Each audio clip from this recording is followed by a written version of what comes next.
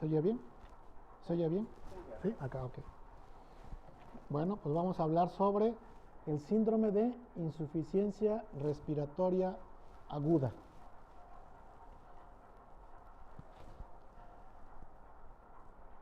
En esta publicación que observamos aquí, del New England, observamos las características clínicas del coronavirus. Vemos que tiene un periodo de incubación de 4 días, con un rango intercuartil de 2 a 7 días. Vemos que los otros coronavirus que producen infecciones pulmonares graves, como es el MERS y el SARS-CoV, tienen una variedad de 2 hasta 14 días de incubación. Por lo cual, entonces, el virus del SARS-CoV-2 tiene 4 días en promedio de incubación para presentación de síntomas. Vemos aquí en esta revista que se publicó en China el 17 de febrero del 2020 un brote de una nueva enfermedad de coronavirus y las características epidemiológicas. Observamos que del total de los pacientes, el 80.9% no presentan neumonía o tienen una enfermedad leve. El 13.8% tienen una enfermedad grave, caracterizada esta por la presencia de disnea, una frecuencia respiratoria de 30 por minuto, saturación de oxígeno de menos de 93 y una relación PAFI o índice de Kirby de menos de 300, entendiendo que el índice de Kirby normal es arriba de 400 y es la relación entre la presión arterial de oxígeno y la fracción inspirada de oxígeno. La presión arterial de oxígeno es dependiente de la presión atmosférica. Es de mayor presión atmosférica, mayor presión parcial y por consecuencia mayor presión arterial. Y esto es lo que nos va a dar mayor índice de Kirby. De tal forma que lugares que están en zonas como nuestro lugar, nuestro Veracruz, que está a nivel del mar, con una presión atmosférica de 760 milímetros de mercurio, pues vamos a tener un índice de Kirby mayor que las personas que viven en el altiplano a 2.400 metros sobre nivel del mar, con 560 milímetros de mercurio y posiblemente una presión arterial de oxígeno de 114, una presión parcial. Por esto va a traer como consecuencia que las personas que viven en costa puedan tolerar durante más tiempo una neumonía grave. No así las personas que viven en el altiplano. También se va a catalogar los infiltrados pulmonares que tengan más del 50% de afectación en las 48 horas como grave. Estos pacientes corresponden al 13.8% del total.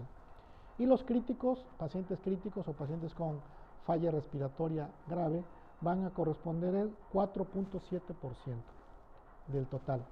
Y eso se va a caracterizar por insuficiencia respiratoria, choque séptico o disfunción de falla orgánica múltiple. Aquí en esta clasificación de pacientes infectados por SARS-CoV-2 vemos el porcentaje, lo mismo que en la gráfica anterior. Vemos que del total, el 80.9% de los pacientes se encuentran con síntomas leves, el 13.8% con una enfermedad moderada y el 4.7% con una enfermedad severa. Los que tienen una enfermedad leve, vemos que en este caso existen un grupo de personas que van a estar en contacto estrecho con la persona enferma. Sin embargo, y a pesar de eso, no van a mostrar síntomas. Van a estar asintomáticos, pero además van a tener una prueba PCR negativa. Entonces, a esas personas no se les puede catalogar como personas enfermas, como personas asintomáticas, porque ni siquiera tienen la prueba positiva. Y eso puede ser un alto porcentaje, posiblemente hasta un 30%, porque es un 30% lo que la prueba nos puede dar de falsos negativos. Posiblemente a una persona se le pueda hacer la prueba, a un familiar que estuvo en contacto estrecho con un enfermo, y tiene esa posibilidad de reportarse como negativo y además asintomático. ¿Cómo se le va a catalogar a esa persona? Como contacto estrecho, ¿sí? Es como en el caso de la tuberculosis, el paciente que convive con un paciente con tuberculosis, pero no presenta síntomas, pues simplemente se va a catalogar como COMB positivo, nada más. Aquí vemos que va a haber otro porcentaje de personas que van a estar en contacto con el enfermo, pero no van a tener síntomas. A diferencia del grupo anterior, estos sí van a tener una prueba positiva de SARS-CoV-2. Por eso se le va a catalogar como portador asintomático. Tienen el virus, pero no tienen síntomas.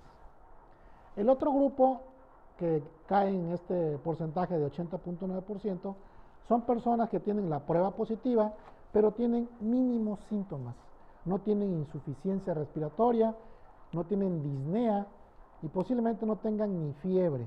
Entonces los síntomas son mínimos, a lo mejor cefalea, a lo mejor anosmia, disgeusia, o sea, otros tipos de síntomas más leves, artralgias, y se va a catalogar como enfermedad leve.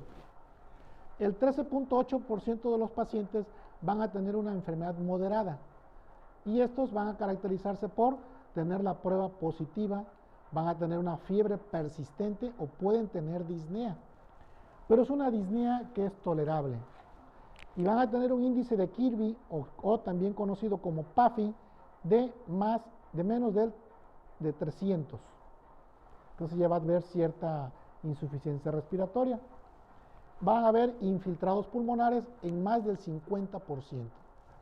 Sin embargo, estos pacientes no van a requerir ventilación mecánica, por eso se catalogan como una enfermedad moderada. Y la enfermedad severa, que son el 4.7% de los casos, que ya van a requerir unidad de terapia intensiva, son pacientes que tienen una prueba positiva de SARS-CoV-2 y tienen criterios para ventilación mecánica, incluso tienen datos clínicos de choque séptico. Aquí vemos el algoritmo para identificar y tratar la enfermedad de acuerdo a 3 categorías. Observamos que está la etapa 1 o infección temprana, está la etapa 2 o fase pulmonar y está la etapa 3 o fase hiperinflamatoria, también conocida como tormenta de citoquinas. En la etapa 1 o infección temprana, el tipo de abordaje va a ser ambulatorio. El paciente se puede tratar en su casa. En la etapa, los síntomas van a ser síntomas leves, va a tener por lo menos uno de los siguientes síntomas. Va a tener fiebre de más de 38, tos seca y cefalea. Y va a tener aparte odinofagia o artralgias o mialgias o rinorrea, conjuntivitis, anosmia o disgeusia, pero sin neumonía. ¿Sí? Todos esos síntomas no tienen mayor problema si el paciente no tiene neumonía. No pasa de ser pues, una infección de vías respiratorias altas. Los signos clínicos van a ser de laboratorio pues, prácticamente normales, excepto por que va a encontrar linfopenia, incremento del tiempo de protrombina, incremento leve del dímero D. Mientras más leve o incrementado esté el dímero D, peor va a ser el pronóstico. Y va a haber también aumento de la DHL. ¿Cuál es el tratamiento en estos casos? Hay que evaluar las comorbilidades. Si el paciente es diabético, pues necesitamos tener un muy buen control de la glucosa. De eso va a depender el éxito en el tratamiento de esta enfermedad y de todas, cuando existe la comorbilidad de la diabetes. Si el paciente no tiene comorbilidades, entonces el tratamiento va a ser sintomático y ambulatorio. En la etapa 2 o fase pulmonar, el manejo va a ser pues, revisión médica y probablemente hospitalización. Los síntomas clínicos van a ser disnea. En este caso ya va a haber disnea, entonces eso es lo que va a obligar a que el paciente se vigile, se le administre oxígeno y requiera hospitalización. Va a haber dolor torácico, taquipnea y va a haber datos de neumonía leve por tomografía. Existe un riesgo moderado o de que se incremente alguna complicación. de que se presenta la complicación. ¿Cuáles van a ser los signos clínicos? CURB 65 de 2 puntos.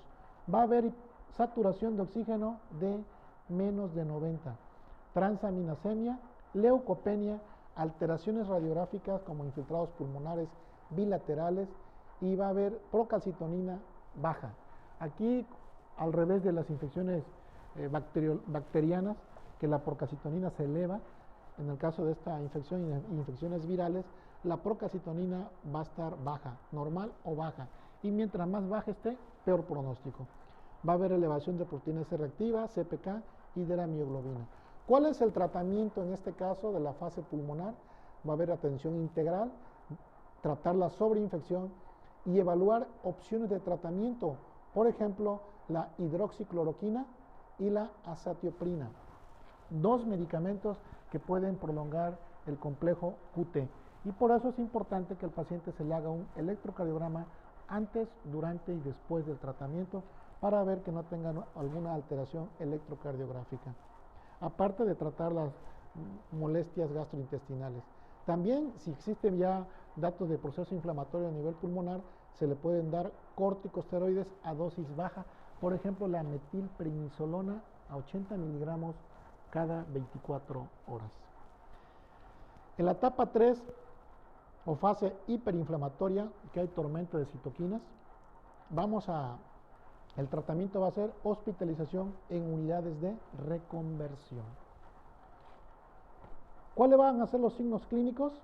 Neumonía grave, que se va a caracterizar por frecuencia respiratoria de más de 30 por minuto, datos de sepsis con un Q-SOFA de más de 2 y datos de falla orgánica múltiple. Los signos clínicos que vamos a encontrar en esta etapa va a ser un CURB 65 de más de 2 puntos, saturación de oxígeno de menos de 90, hipoxemia caracterizada por un índice de Kirby de menos de 300, elevación de los marcadores inflamatorios, por ejemplo, la proteína C reactiva, la DHL, la interleucina 6, la ferritina, la troponina. Va a haber leucopenia, mayor gravedad, peor pronóstico, linfopenia, trombocitopenia, al igual que en el dengue, aquí también va a haber trombocitopenia y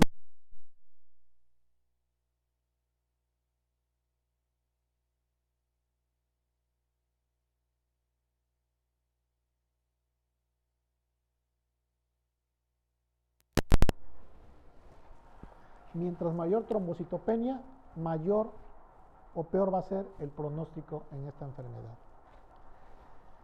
Tenemos que también vamos a encontrar incremento de las enzimas hepáticas, como por ejemplo las bilirrubinas. ¿Cuál va a ser el tratamiento en esta etapa? La hidroxicloroquina, igual la azatioprina, y se pueden dar tratamientos, por ejemplo, las inmunoglobulinas humanas, el interferón beta 1, o se le puede dar el inhibidor de interleucina 6, el tocilizumab. También se pueden buscar otras alternativas antiinflamatorias, por ejemplo, el inhibidor de la vía JAK, el tofacitinib y el baricitinib. Son dos medicamentos que actúan en la vía JAK. Normalmente se utilizan para la artritis reumatoide, pero podrían tener un beneficio como método o como tratamiento antiinflamatorio en la tormenta de citoquinas. Aquí en este algoritmo para el diagnóstico y tratamiento de paciente con COVID, debemos de detectar los datos de alarma. El principal dato de alarma va a ser la disnea, la exacerbación de síntomas cardiovasculares o respiratorios en enfermos críticos, la oximetría de pulso con menos de 90, el trastorno del estado de conciencia, la taquipnea, la hipotensión arterial, el descontrol glicémico y el síndrome pleuropulmonar. Si el PCR está negativo con estos síntomas, debemos de buscar un diagnóstico diferencial. Si el PCR está positivo, pero no hay datos de alarma más que uno, podemos clasificarlo como para tratamiento ambulatorio. Si tiene más de un dato de alarma, en este caso debemos de solicitar exámenes complementarios como la urea, la creatinina, para ver el nivel de CURB 65. Si el paciente tiene un CURP 65 de más de 2 puntos, el plan es hospitalización. Si tiene un CURP 65 de 0 puntos, alta. Si tiene un CURP 65 de 1 punto, el paso es reevaluar en 24 horas con apoyo de laboratorios, y si sigue manteniendo un CURP 65 de 1 punto, el plan es alta. Aquí nosotros estamos viendo en esta diapositiva cuáles son los parámetros que se utilizan para evaluar el CURP 65. La C de confusión es 1 punto, la U de urea es otro punto, la R de respiración de más de 30 respiraciones por minuto es otro punto, la B es de la presión, si es la presión sistólica menos de 90 o la diastólica menos de 60 es 1 punto, y si la persona tiene más de 65 años, entonces es otro punto. En total son 5 puntos para valorar el CURP 65. Si la puntuación es de 0 a 1, se encuentra el paciente en el grupo de riesgo 1 y la mortalidad es de 1.5. El manejo es en casa, es ambulatorio. Si la puntuación es de 2 puntos, se encuentra en el grupo de riesgo 2 y la mortalidad a los 30 días es de 9.2, por lo que en este caso es probable que requiera hospitalización y requerirá vigilancia. Si el CURP 65 es de 3 a 5, se encuentra en el grupo de riesgo 3 con una mortalidad de 22%. En este caso, el plan es ingresarlo para manejo como paciente grave. Aquí vemos nuevamente la escala del CURP 65, en el que la pura C de confusión nos da un puntaje de 1 con una mortalidad de 2.7 a 3.2. En este caso, el tratamiento, si fuera un solo punto, sería a domicilio. Si le agregamos la U de nitrógeno ureico de más de 20 miligramos por decilitro, sería 2 puntos con una mortalidad de 6.8 a 13%. En este caso, se tendría que valorar la hospitalización. Si tiene una respiración de más de 30 por minuto, ya sería un punto más, sumarían 3 puntos del CURP 65. En este caso, la mortalidad es del 14 al 17% y se tendría que catalogar como una neumonía severa y obviamente el paciente requiere de hospitalización. Si tiene una presión sistólica de menos de 90 o diastólica de menos de 60, es otro punto y serían en total 4 puntos. La mortalidad aumentaría de 27 a 41% en 30 días y por lo tanto el plan aquí es ingresar la hospitalización. Si aparte tiene más de 65 años, sería el quinto punto, por lo tanto la mortalidad se podría elevar a 57% y en este caso es indicativo o tiene criterios para terapia intensiva. ¿Cuáles son los estudios que se le deben de solicitar? Una biometría hemática para ver cómo se encuentran precisamente tanto los leucocitos, linfocitos y las plaquetas. El perfil hepático, vamos a investigar cómo están las bilirrubinas y las transaminasas. Vamos a ver la procalcitonina, proteína C reactiva, CPK, mioglobina, la gasometría arterial. ¿Para qué pedimos la gasometría arterial? Pues vamos a ver el pH, el CO2 y la oxemia. La gasometría arterial es lo que nos va a servir para poder calcular nuestro parámetro de Kirby. Y aparte le vamos a hacer obviamente su tomografía y la radiografía de tórax. Todos los pacientes que van a tener tratamiento con hidroxicloroquina o con acitromicina, tenemos que hacerle un electrocardiograma.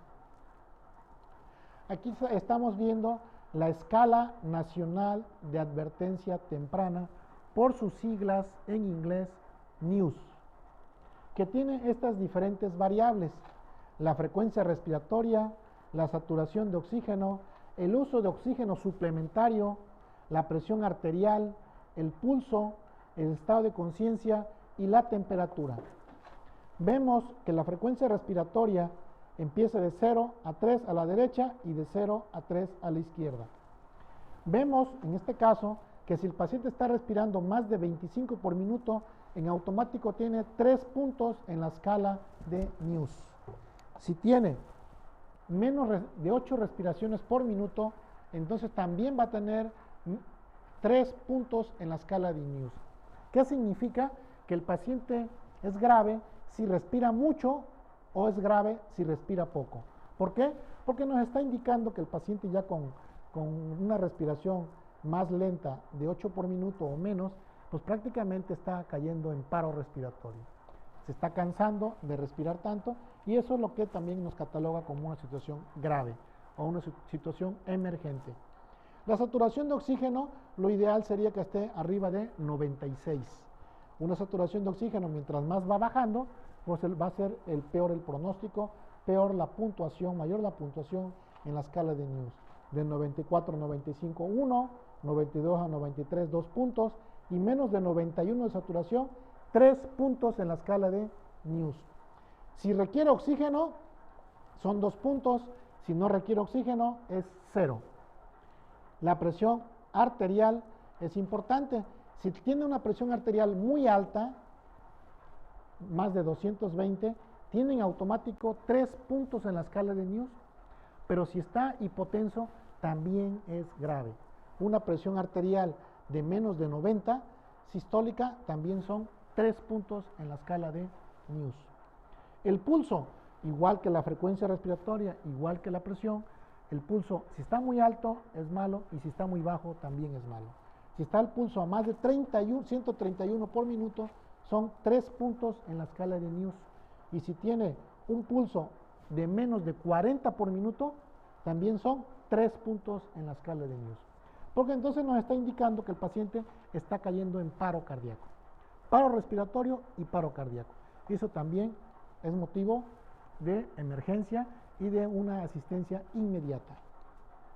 El estado de conciencia, si el paciente se encuentra alerta, es 0, pero si ya tiene deterioro de estado de alerta y no responde, serían 3 puntos en automático en la escala de INEWS.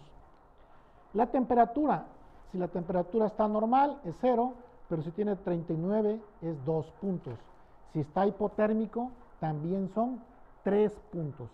Es decir, si hay fiebre o si está frío, también tiene un alto puntaje en esta escala de INEWS.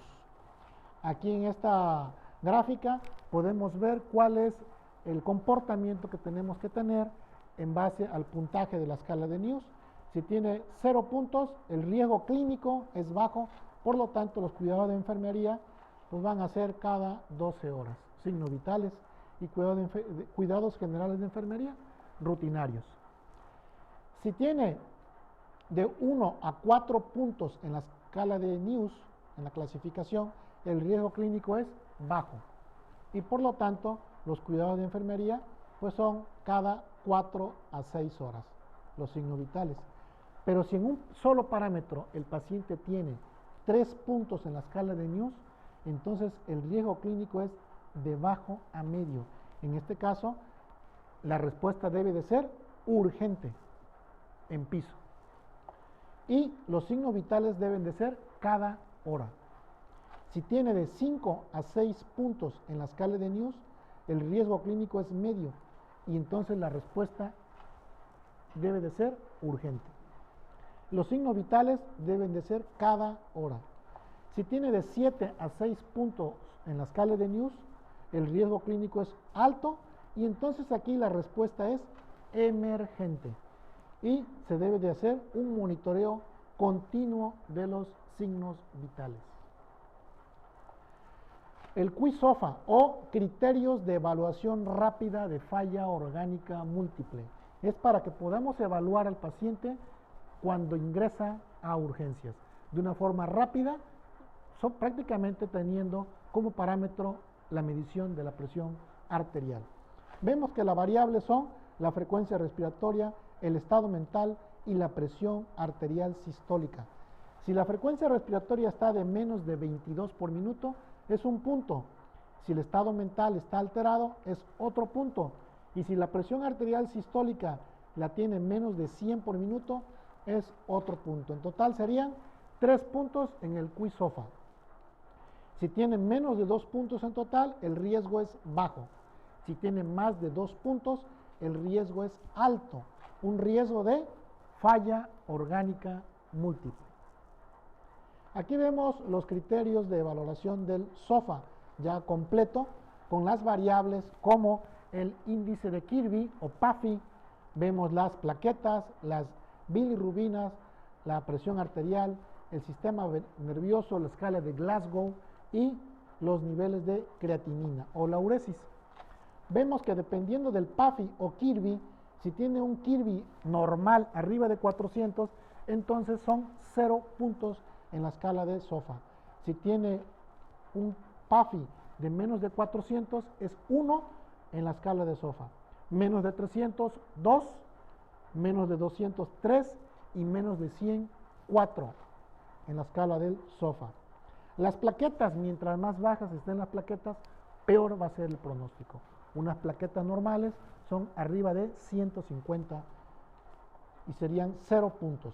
Plaquetas de menos de 150, 1 punto. Plaquetas menos de 100, 2 puntos. Plaquetas menos de 50, 3 puntos. Y plaquetas menos de 20, 4 puntos en la escala de SOFA. Las bilirrubinas, mientras más altas estén las bilirrubinas, pues mayor va a ser el puntaje. Como estamos viendo en la gráfica, lo normal de las bilirrubinas van a ser de menos de 1.2, de 1.2 que sería 0, de 1.2 a 1.9, 1 punto en la escala de SOFA, de 2 a 5.9, 2, de 6 a 11, 3 puntos y más de 12 de bilirrubinas nos habla de 4 puntos en la escala de SOFA. La presión arterial, si el paciente está normotenso y no requiere inotrópicos, es 0 en la escala de SOFA. Si tiene una presión arterial media de menos de 70, es 1 punto en la escala de SOFA. Si tiene requerimientos de dopamina, pero dosis baja, de menos de 5 gamas de dopamina, entonces serían 2 puntos en la escala de SOFA. Si requiere dopamina de más de 5 gamas o epinefrina de menos de 0.1 o norepinefrina de menos de 0.1, serían 3 puntos en la escala de SOFA. Si requiere más de 5 gamas de dopamina o epinefrina, norepinefrina de más de 0.1, entonces serían 4 puntos en la escala de SOFA. En cuanto al sistema nervioso también es importante porque se va a evaluar el Glasgow. Un Glasgow normal de 15 serían 0 puntos, de 13 a 14 1 punto, de 10 a 12 2 puntos, de 6 a 9 3 puntos y un paciente que tiene menos de 6 en la escala de Glasgow son 4 puntos en la escala de SOFA. La función renal, mientras más incrementada esté la bilirrubina, mayor va a ser el puntaje. La creatinina. Creatinina de 1.2, menos de 1.2, el puntaje es 0. Una creatinina de 1.2 a 1.9, 1 en la escala de SOFA. Y una creatinina de 2 a 3.4, 2 puntos en la escala de SOFA. De 3.5 a 4.9 son 3 puntos y arriba de 5 de creatinina ya son 4 puntos en la escala de SOFA. Estamos viendo también en esta tabla que la mortalidad se incrementa con este puntaje hasta el 49%. Un paciente que tiene 15 puntos en la escala de SOFA va a tener una mortalidad del 90%. El síndrome de insuficiencia respiratoria entonces es un problema catastrófico, puede ser aguda, puede ser crónica, nos sirve la gasometría para valorar una insuficiencia respiratoria aguda y crónica. Normalmente utilizamos como parámetro los niveles de CO2. Un CO2 alto con un pH normal nos habla de una insuficiencia respiratoria crónica. Un CO2 bajo o normal, pero con hipoxemia, nos va a hablar de insuficiencia respiratoria aguda. Normalmente el pulmón trabaja al 50% de su capacidad, entonces para que tengamos un paciente con insuficiencia respiratoria es porque está afectado más del 50% de su capacidad pulmonar. Es decir, posiblemente esté afectado el 30 o el 40%. Va dependiendo de la reserva pulmonar previa que ya tenga el paciente. Obviamente pacientes que son atletas o que tienen una capacidad pulmonar al 100% van a acudir tardíamente al hospital con una enfermedad más avanzada porque van a tener mayor tolerancia a la hipoxemia. Aquí estamos viendo las causas de hipoxemia. La mayoría, las más frecuentes, pues los traumatismos, transfusiones múltiples, sobredosificación de fármacos, infecciones de todo tipo, infecciones virales, bacterianas, micóticas, en fin, problemas como tromboembolia pulmonar, trastornos de la difusión, como podría ser la fibrosis pulmonar intersticial, el edema agudo pulmonar cardíaco, en fin, los cortocircuitos o malformaciones cardíacas, el SHUNS, o la cardiopatía congénitas cianógenas, en fin, o problemas que son obstructivos, por ejemplo, el asma, que dan trastornos ventilatorios perfusorios.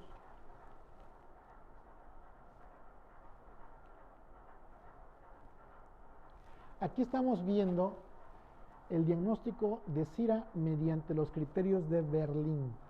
El criterio número 1 son síntomas respiratorios de nueva aparición o agravamiento de los preexistentes en la semana siguiente a la aparición del cuadro clínico. Normalmente las infecciones respiratorias no se presentan de una forma tan aguda como en una semana.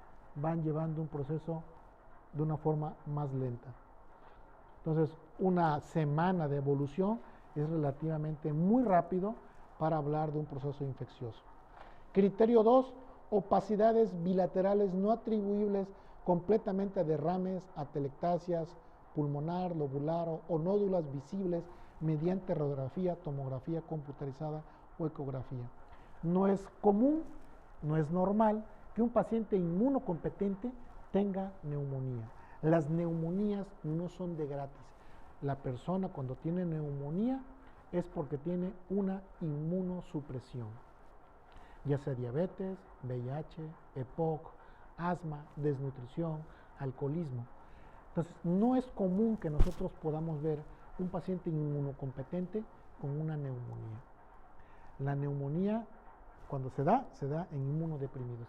En este caso, en el COVID, la característica del COVID, como fue en su momento también la influenza, es que afecta a personas inmunocompetentes. Entonces, aquí es donde se cumple este criterio 2. Ver una neumonía de focos múltiples o neumonía intersticial en una persona inmunocompetente prácticamente es indicativo de COVID en este momento. No es normal, no es frecuente ver una neumonía intersticial en un paciente inmunocompetente. Ese paciente inmunocompetente puede ser el diabético que está controlado o puede ser el hipertenso, porque el hipertenso no está inmunodeprimido.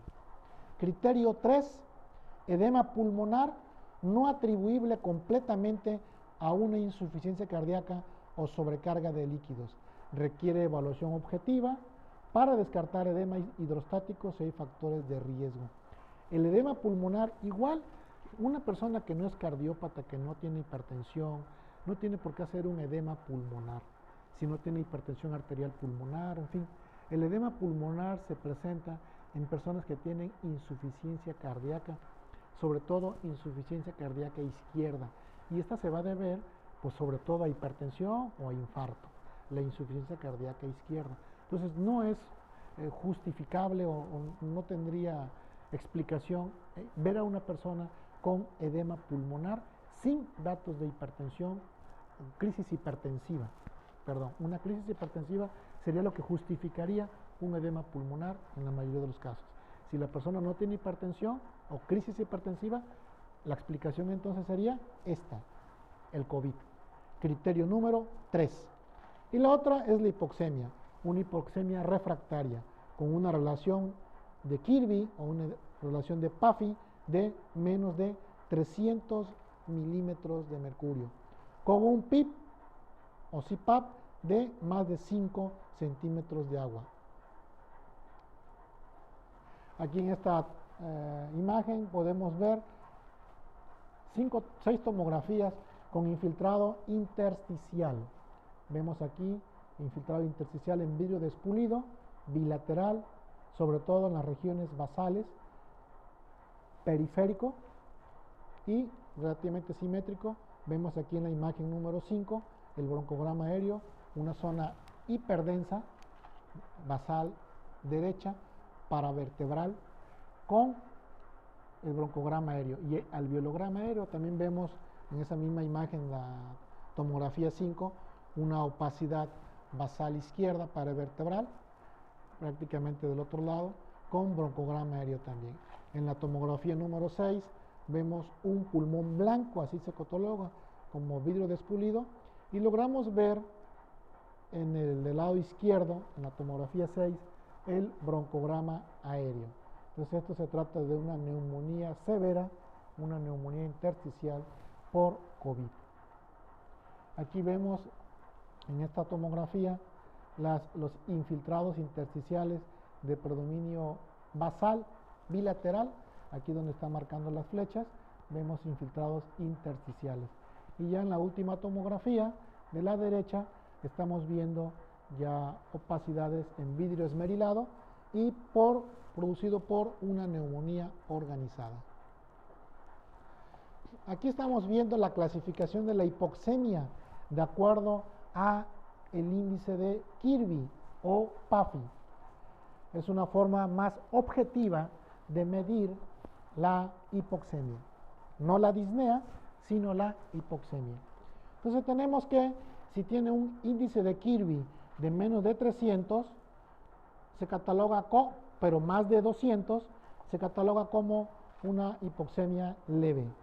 Índice de Kirby de menos de 200, pero más de 100, es un índice de una hipoxemia moderada. Y la hipoxemia grave es aquella que tiene un índice de Kirby igual o menor de 200.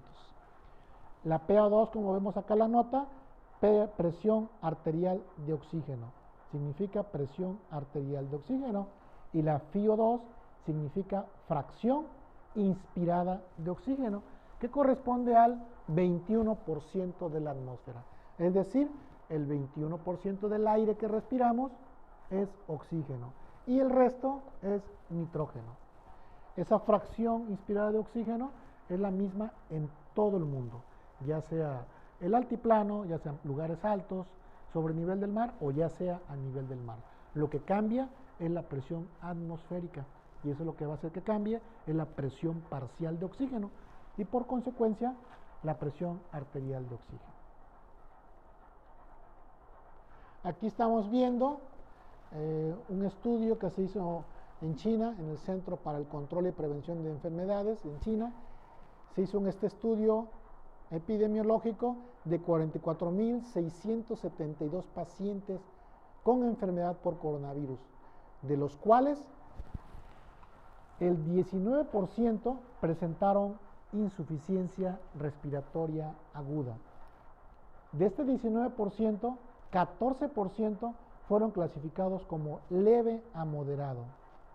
La mayoría eran hombres, 60-70%, y un 40% mujeres, lo mismo que sucede en nuestro medio. El 5% fueron clasificados como severos, la mayoría también hombres. En promedio, los pacientes presentaron disnea de 6 a 7 días después del inicio de los síntomas y progresaron a insuficiencia respiratoria rápidamente, 2 a 3 días después del inicio de la disnea. En nuestro medio, a nivel del mar, tenemos pacientes que prácticamente se vuelven crónicos. Ya se han reportado pacientes, por ejemplo, que tienen 10 o hasta 15 días con disnea, sin que la enfermedad progrese. Obviamente, estamos considerando la posibilidad de que el COVID, igual que la influenza, deje secuelas como la fibrosis pulmonar intersticial.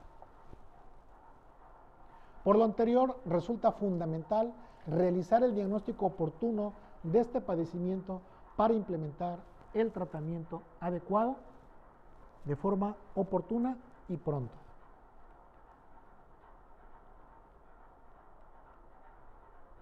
Entonces, es importante mantener la comunicación como equipo multidisciplinario. Es importante mantener la comunicación con enfermería, pero también es muy importante mantener la comunicación con el familiar. Es fundamental que nosotros mantengamos la información con el familiar.